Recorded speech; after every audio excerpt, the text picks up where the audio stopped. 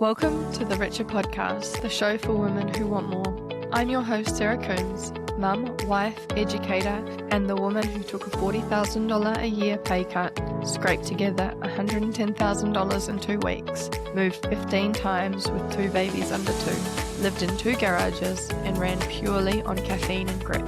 Who, fast forward to now, has built a life that has me jumping out of bed every morning with excitement, because around here, every woman deserves to live a life she's in love with. If you're done choosing between motherhood or ambition, burnout or balance, this is your podcast. Each week we dive into powerful conversations that help you to build a richer life, one with more freedom, more impact, and yes, coffee that's still hot. So whether you're driving to work, winding down with a cup of tea, or stealing a rare moment for yourself, I'm so glad you're here. This is your time. This is your podcast. Welcome to the Richer Life.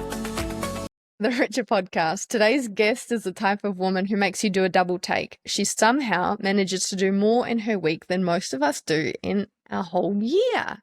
She became a single mum at just 18, started her career as a hairdressing apprentice, and now she is a principal investor and building her first home with her daughter and amazing partner by her side. From apprenticeship to leadership, from survival to strategy, she's lived it all, and she's still going. But here's a part we don't always talk about. What happens when the ambition, the hustle, the I've got it attitude starts to burn you out? Because behind the titles, the milestones, and how does she do it all moments is a woman who, like many of us, has danced with burnout. Today's episode is an honest, unfiltered conversation about what it really takes to hold it all together and what happens when you can't anymore, because wealth isn't just money in the bank account. It's energy, capacity, and freedom to make aligned decisions. So if you've ever felt like you've been running on fumes, you know that you don't have the space to dream bigger, to invest wisely, or to enjoy the life that you're trying to build.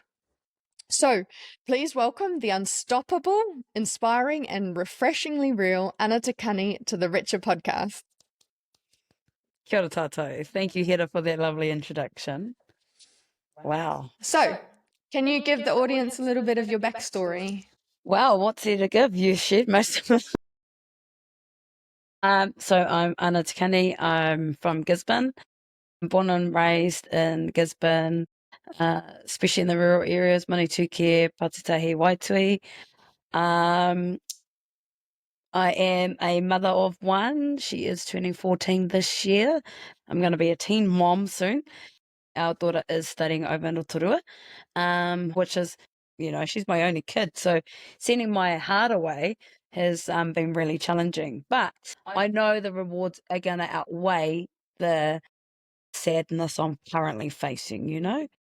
Otherwise, she's thriving. So that's that. Me and my partner, we bought a section. We sold a house in town, bought country because we just absolutely love it. And we start building our house in a few weeks. I'm very excited about that. So going from your teaching experience into your leadership roles, what were some challenges? Because I was a young mum, when my daughter was 18, I had a thing about being on the benefit. And I said to myself, I will never be the mum that's on a benefit. I got nothing against that. Everyone hustles and grinds in their own way. But for me, that wasn't an image that I wanted to portray to my daughter, to be a young mum. I had a lot of people saying, what are you going to do? You're going to be on the benefit for the next 5 years. And, that really ignited my fire to be like, you know what? Fuck you. I will show you what's going to happen. And so I made the decision, by the time my daughter was 5, I would have a full-time job. And so at the moment, I didn't know what I was going to do.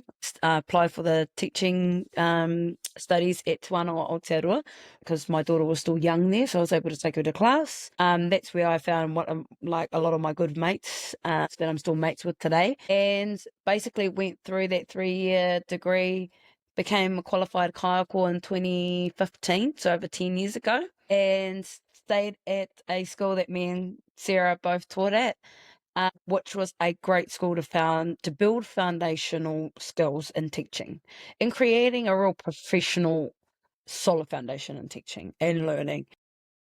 From there, I would say that because I'm passionate about Te Ao Māori. I was born and raised in it. I needed something else. I went home into total immersion, and it just reignited my passion. I'm like, oh my gosh, there's so much more I can give here, from the knowledge I've learned and the foundation I've gotten from my old school, and then infused with my passion. It's like, oh my gosh, what's next? What's next? I was there for about a year and a half, and then I applied for the principal job at Patitahi. And I was very fortunate. I am fortunate. I always say I'm the lucky one, because we can't take positions like that for granted.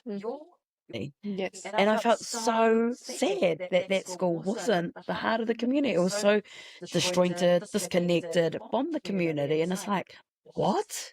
How can that be? And so I felt a bit of like, mum guilt, when you're like, okay, I need to go in and I need to fix it up. That's a bit of me and Hedda. We're a bit of a fixer-upper people. You're like, okay, what's going on? Oh yeah, I got the solution. Let's go. Full of action. Yeah, full of action. And I got the job in 2021, in July of 2021. And what's ironic, Hedda, is it's been actually 4 years this week since I've been principal. I'm going into my fifth year now. So 2021 July, we moved out to the schoolhouse and became principal. I do everything a clerk does and everything a principal does.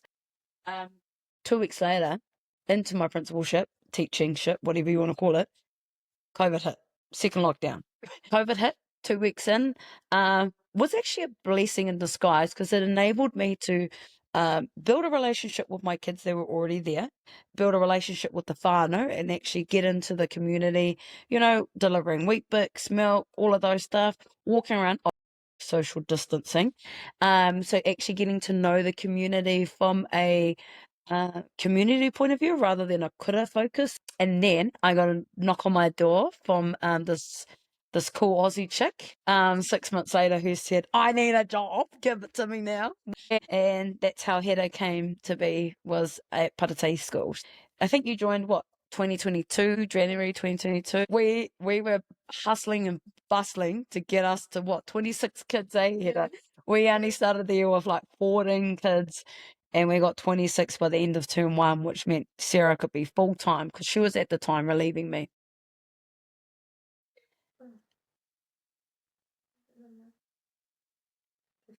I then got sick, and it was just before, it was around my birthday, so it was in May. This is coming up to my 1-year anniversary of being a teaching principal.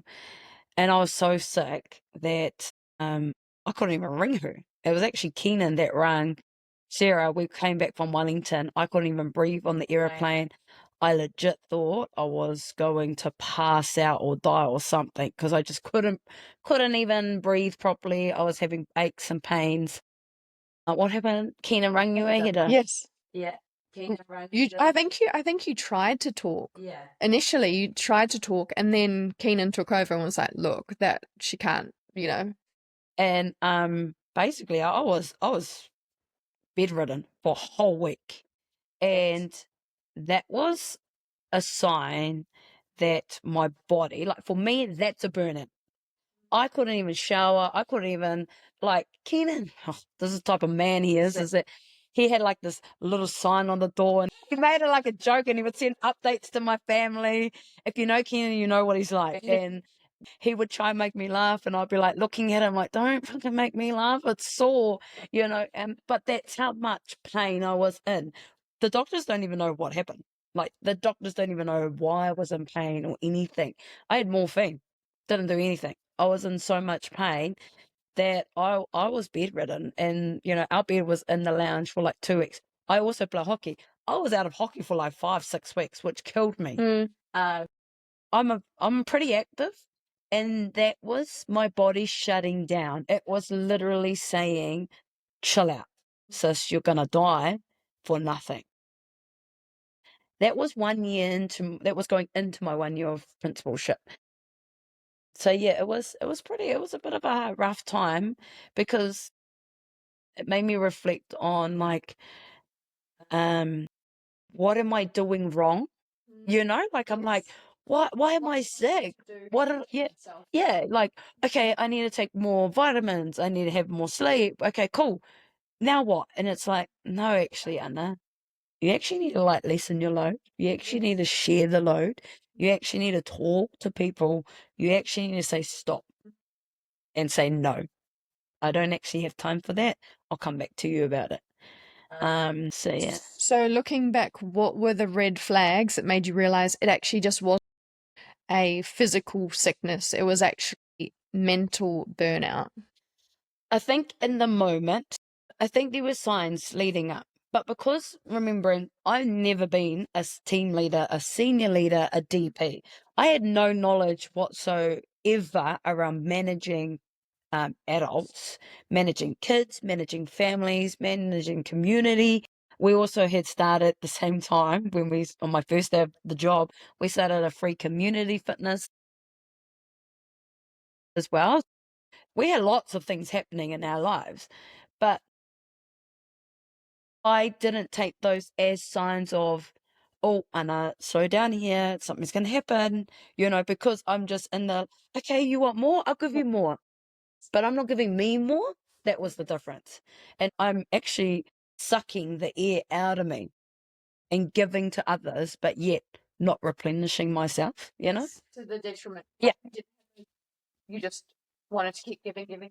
Yeah, and that's it. And then it wasn't until my second year of principalship, I was like, my actual professional goal for the following year was to actually say no. You say what was your decider? What framework did you give yourself to be like, okay, this is something I need to say no to? Well, when I was sick, it goes down to the same. Like Keenan says really harsh things that bring me back to reality. So Keenan, he said like this one comment to me, and he was like, if you die tomorrow, they can replace you just like that. And I was like, shit, you're right. And he goes, but they can't replace you for us, in our family. You're irreplaceable. Yes. And I think from then I was like, I actually need to put myself first and my family first. And that became my goal. And it was a space of saying no. Going back to your question is, I'm setting boundaries on my no. Is this urgent? Does this need to be dealt with now? Yeah. Me dealing with it tomorrow, what are the consequences of that? That prioritizing, because you only have so much load and capacity to give in those leadership roles. Yeah. At the time. So that's cool. Sorry. In that moment, what was your relationship with Keenan like? Because I look back at the time that I was burnt out and I had no capacity to give Hector any sympathy for his back. And it wasn't that I didn't care. Like, I honestly cared. I just had nothing to give. And it was sort of like, you've got to suck it up because I'm really struggling here. Yeah, I think, like, for me, I think of, like, a doctor and you and the doctors, and it's just like flatline. Yes. That's it. There's no movement, there's no nothing. Like, for me, that's the definition of a burnout, is when you're flatline. You just can't. You don't have the mental capacity, you don't have the physical capacity, you don't have the nothing. And I suppose Keenan is so aware of what was happening to me that he knew his main focus was to make sure I get to a physical state of being well, to a point where I undergo the reflection. Keenan's not the person to take it on. He would always say, so what did you do? What's happening? What do you do? Yeah. Yeah, it sits with you. Yeah, you have to do the work. Like, it wasn't his burden to carry. No. And he realized, and he said, well, I told you, you got to say no sometimes. Yes. And like, and it was comments like that really were like, you know what? You're actually talking some truth to me right now that I don't actually quite appreciate, but I need to hear, some hard truths. And I go, and I suppose that's why we're with the men we're with, hey?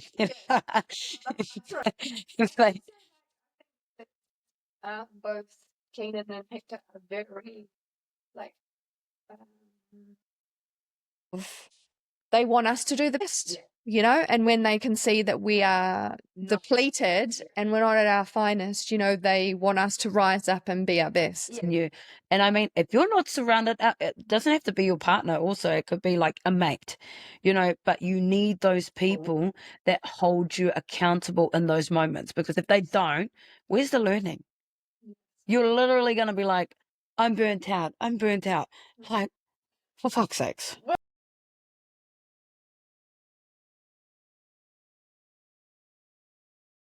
going back to the situation where we had moved 15 times in 1 year with 2 under 2, and we finally got into the guest house, and it was like my nervous system was like, oh, let it all out. And my friends at that, they were so great to me. I'm sure I sounded like a real Nancy, but they gave me the space to open up and talk about it without any judgment, and that I really appreciated.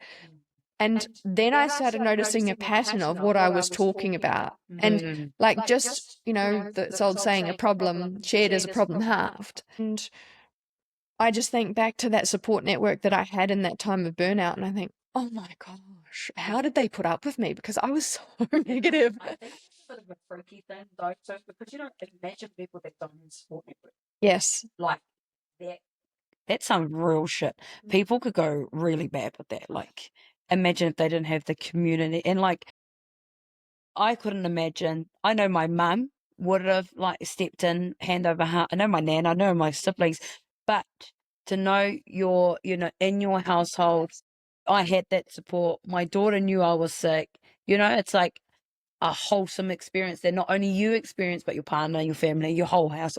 My family experienced it by Keenan's updates of, updates that he would send to the family. But that's a way where he was actually, it's a shared responsibility rather than just and it's fine.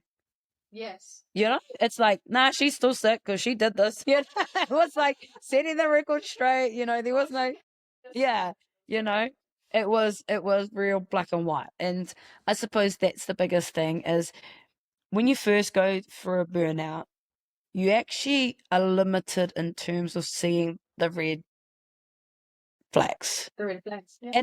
And I think that for me, that was coming from a space of being, I would say ego. Yes. Because trying to prove that I can do it all. And I don't give a shit. Watch me. When it's an actual fact, like, actually don't watch me because I just burnt out. No, that's not what I'm trying to teach you. Yes. So, I think in the moment, you don't see red flags. But that's because back then, if I think about it, my mental clarity, my emotional intelligence wasn't as where it is now. See, I look back and I can reflect and be like, man, I had some shitty systems of habits in place. Like when I would face something, I'd be like, yeah, I'm going to deal with it now. Let's go head on. Yes. Yeah. Now I'm like, give me some time to think about that. Yes. As I'm not letting it consume me within that moment. Yeah. So going back to the before you got sick, hindsight is such a great thing for us to reflect on. And I saw a statistic saying that the average age that somebody burns out is 32, which for me was pretty much bang on that time. But what were the red flags that you think you ignored before the illness kicked in? That would be, for me, because I said I love fitness, I put on weight. Yes. And for me, it was a sign. I'm holding on. My hormones are unbalanced. My hormones are up and down. I'm actually not looking after myself physically. Yes. I'm actually consuming the wrong foods, which then has a default of, not enhancing my moods or negative emotions. cycle, eh? You're stuck on this, like. Yeah. And for me, that was like, now that, reflecting back, I'm like, whoa, I put on weight then. And it's probably because Stress. I was stressed. Yes. Emotional. Were you emotional eating? Do you think? Or is it just not mindful, like you didn't know at that point what? Yeah, I'm not really an emotional eater because, like. Oh, I am. Give me a problem and straight to that fridge. This is Hedda. You put a chocolate in front of me, she'll eat it. I'm not really an emotional eater, but I was mindless. Yes. So I was mindless as heck. I wasn't mindful about what I was doing. I wasn't mindful about what I was putting in my body. Yeah. And do you think it's like also that mental load that we carry as women? Like you say it was mindless, but you probably didn't have the capacity to give it any energy to be like, this is actually what I need to do to create more energy for myself. And totally. And like, I'm so glad that I did not pull my daughter over when I started my job because I couldn't, I would I can't imagine what I've been like. So initially, mother. she didn't come over with you at the start. You just focused on the community, building the community, and then she came. I've already got a relationship with her, so I didn't want to confuse that, straight away. So she didn't come over until what, a year and a half later? Yes. Yeah, till 2023. So, that was my growing season where my daughter didn't get to see that. But she saw the outputs at home. Yes. Because I would go home, oh, mum, fuck, I got no time for this. Yeah. Just that capacity. It's not that you didn't care. It's just you didn't have the capacity to give any energy to it at that point in time. And again, I didn't have any systems in place. And when I'm talking about systems, I love this word systems of habits, is that I didn't have any systems in place in terms of, okay, when I get an email after, my one system I've put into place since then is I don't check my emails after 7 o'clock. You can wait till 8 o'clock the next day for a reply, That's a system I didn't have before. I would check the 9. I'm like, oh my gosh, she emailed, she complained about this. But like, oh my gosh, this is going to go on. The board's going to know about it. That was me. Because it's like I wanted to satisfy every single person within the job. That is so hard with phones though, because your emails go straight to your phone. And so, yeah. Yeah, cool. So for the woman listening who's constantly tired, snapping at her kids, telling her husband she doesn't have any time for them, how can she tell the cycle? How can she tell if she's in the cycle of burnout? I think let's clarify something here, because me and you have already had this discussion around the word burnout. Now, after COVID, I just think everyone's gone really soft. I'm sorry, but everyone is like, oh, my self-care, oh, my well-being, oh my gosh, I need to take a health day. It's like, let's grow the fuck up and get to work. Go and work. Like, hard work matters. Like, Yes, there's honor in all work. There's honor in work. And there's honor in hard work, because there's lots of learning in it. And I just want to talk about, what are you going to say? No, I lost it. That's why I stopped saying it. Okay. I want to clarify burnout and stress. Yes, the difference between burnout and stress. And I do not ever think that stress is burnout or burnout is stress. No. It's totally different. How would you explain the difference? Because I feel like burnout definitely is getting used as a buzzword. It's like as soon as somebody is stressed, they go, oh, I'm burnt out. This is And an it's like, example. I send Hedda an email 5 o'clock at night. She'd be like, email me back, I'm burnt out. It's like, bitch, please, it was an email. Like, it's not the end of the world. I'm not going to kill you, It's like, but it's like, oh, I got an email from that. Oh, I got a message from that person. Oh, this, they want this, they want this. I'm burnt out. And it's like, no. That is called, you don't have systems in place for life habits. yes, yeah. But for me, stress is A bad day. Or like lots of demands in short term. Do you feel like it's like that? Like in terms of, okay, I've got a lot to do this week, and then it'll be, or what do you feel like stress? Sorry, I'm just going to my notes because I wrote something about stress. Potty with headers. Yeah, okay.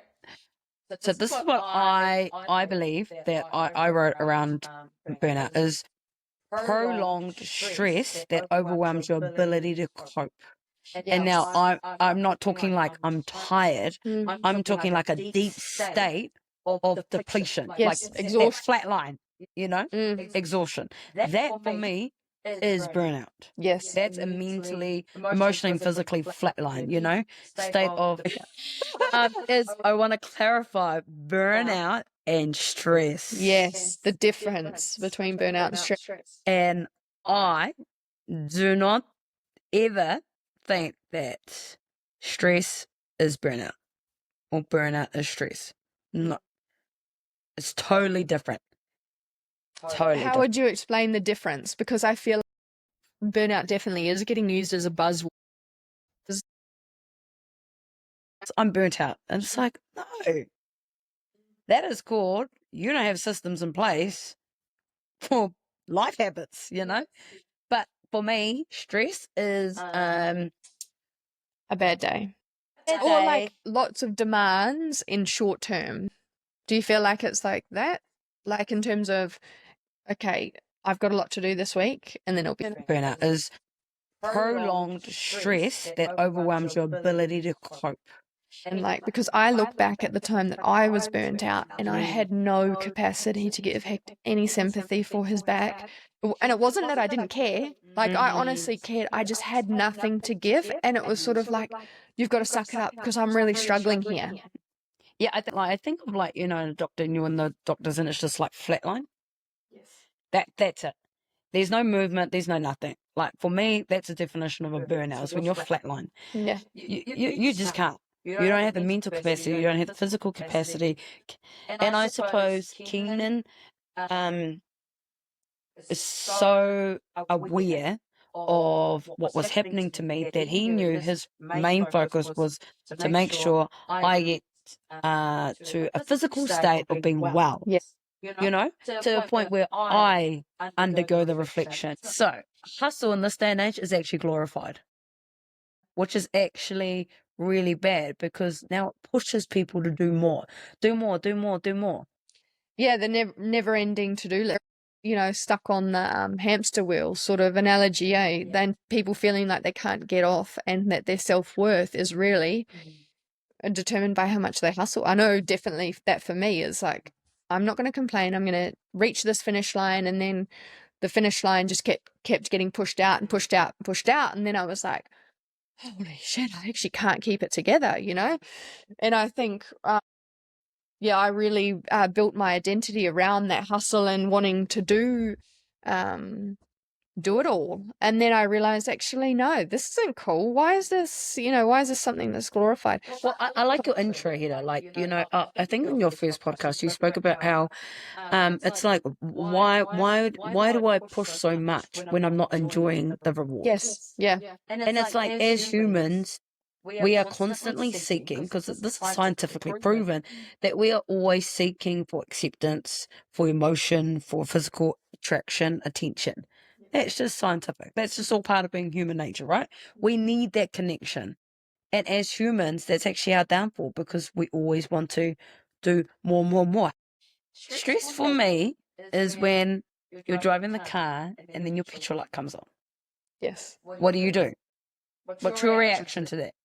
You go and fuel it up. You go and fill it up. Funny that, because when we're stressed and we're like, I'm running out of time, I need to hurry up and submit this thing, or this parent's messaging me hard out, what do? We don't go, hang on, I'm going to pause, breathe, I'll respond when I'm feeling better. Once I've fueled up, I'll get back to you. Once I'm fueled up, I'll get back to you. No, we don't do that.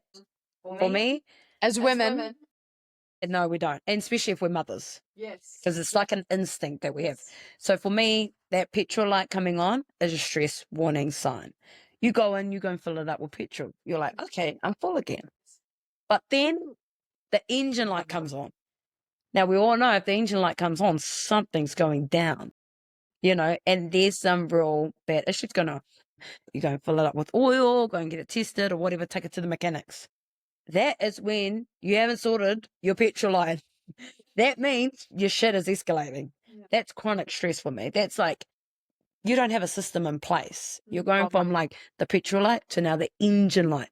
Now, if the engine light fucks out, you got nothing to give. Like the car's not going to go. Now, the burnout for me is the car battery. Your car battery is gone. You can't even switch that sucker on. Like, if there's no battery, you're gone. You can't. You can't even turn in and do a little bit of a rev. No, you can't. You know, it's gone. And so for me, that's how I think of the difference between stress and burnout. You know?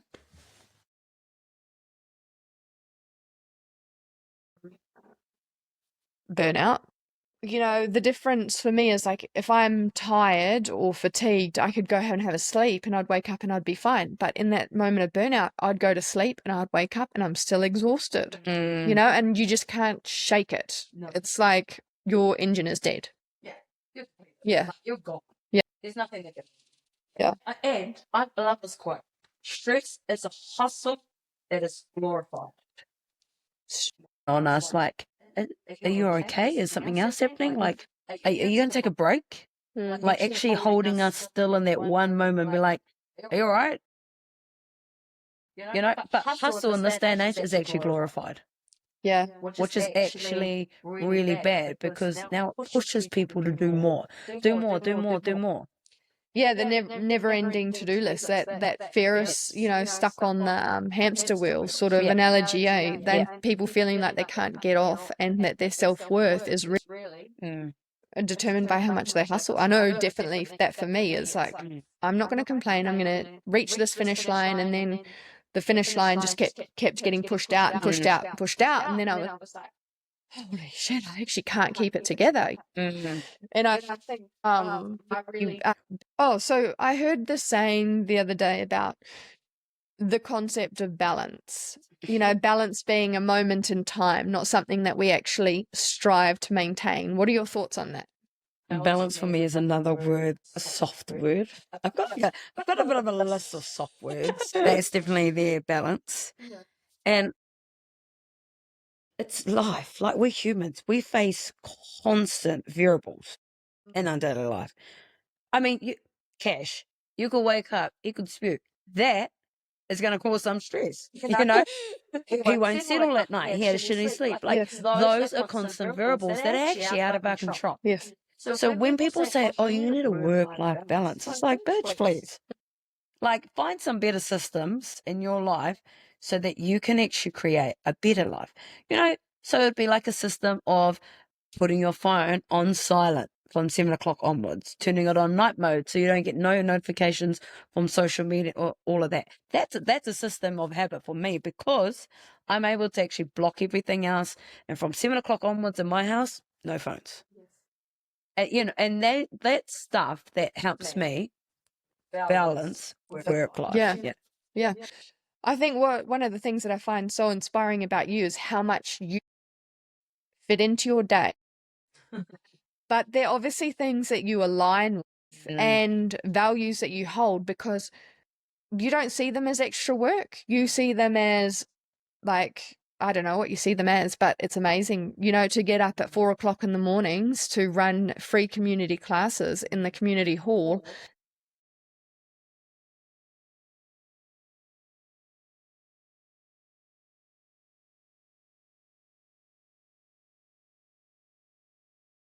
I think you're just navigating all these different hats.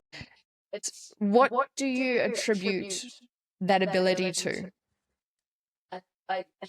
That's a very, very tricky one. And I think it comes back to I've actually set boundaries. Yes. And around me to keep me safe. And in these boundaries, I've created systems of habits that help me function to the best that I believe I can function at.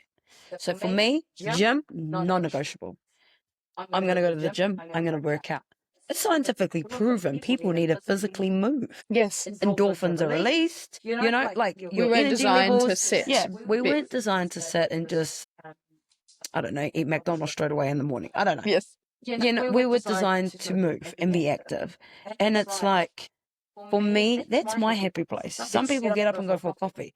I can't stand coffee. You don't even drink coffee. We don't drink coffee.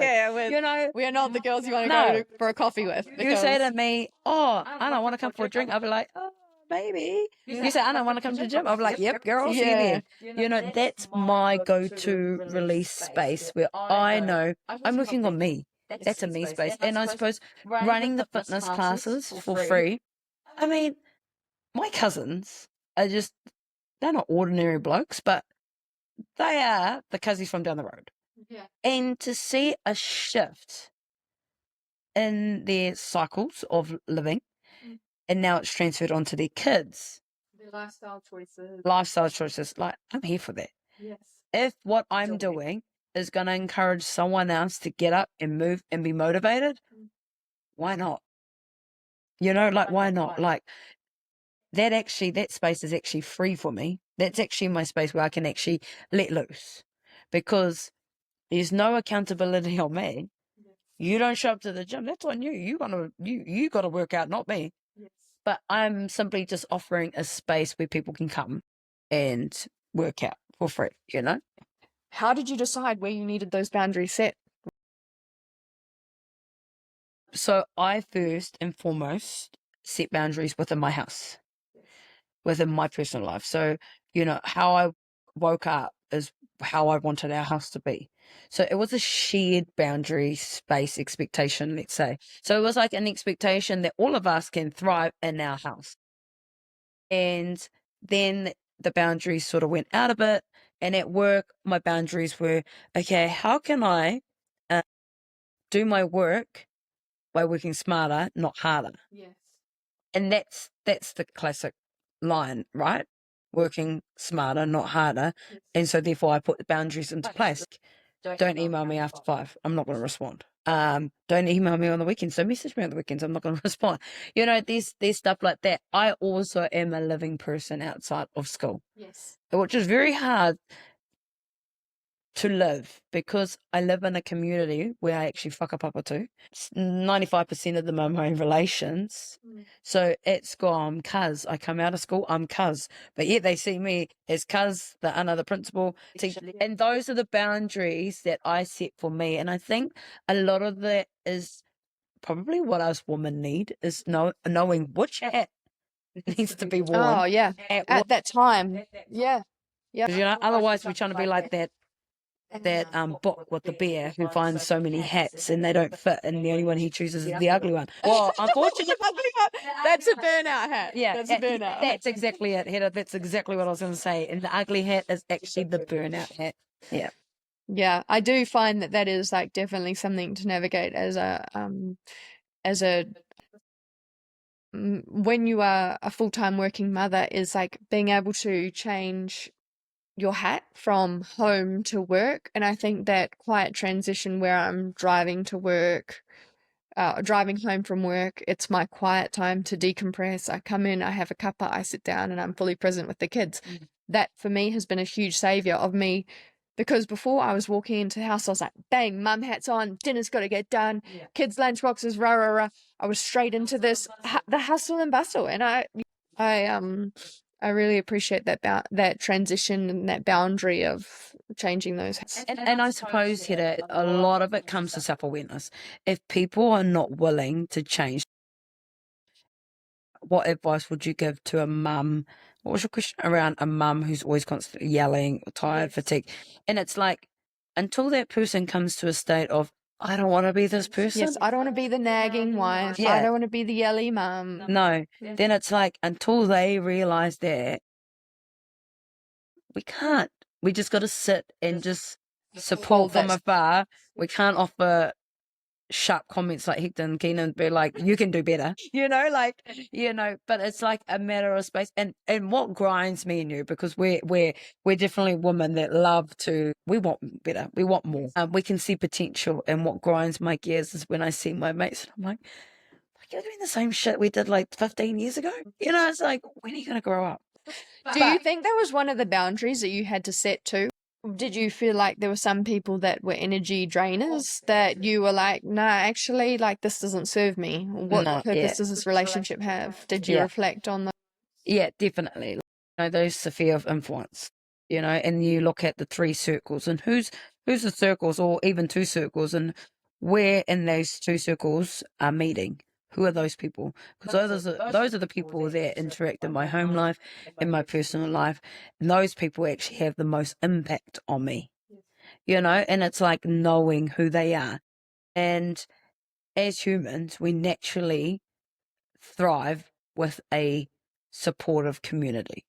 And it's, again, boundaries, knowing who those people are, and going, actually, you're actually sucking me dry right now. Yes. And being okay with, I'll get back to you. Yeah. And I guess going back to that, like, burnout and stress, everyone has different loads of how much they can handle, and how much that load is irrelevant. Yeah. And honestly, Hedda, sometimes that gets me, because I'm like, I can't do it. I'm like, well, Hedda's doing it. She's got a newborn, like Hedda's doing it, or Mary's doing it, I'm like, what's your excuse? But that's something I have to change. And I'm learning, because my expectation is of my experience. So my experience is very, very, I don't know how do you say it. You've achieved a lot. Yeah, you know, so my threshold is much higher than that of somebody that isn't, who hasn't experienced that much or burnout. You know, as such. Yeah. And, you know. Yeah, and I do feel like that the whatever that load looks like is irrelevant, but you definitely shouldn't be living your life to the limit constantly. That's like living life on the edge, and I don't mean that in a good way either. I mean like edge as in you're gonna collapse, you're gonna straight line, you're gonna flat line, you're gonna, you know. Yeah, that's fight or flight mode. Yeah.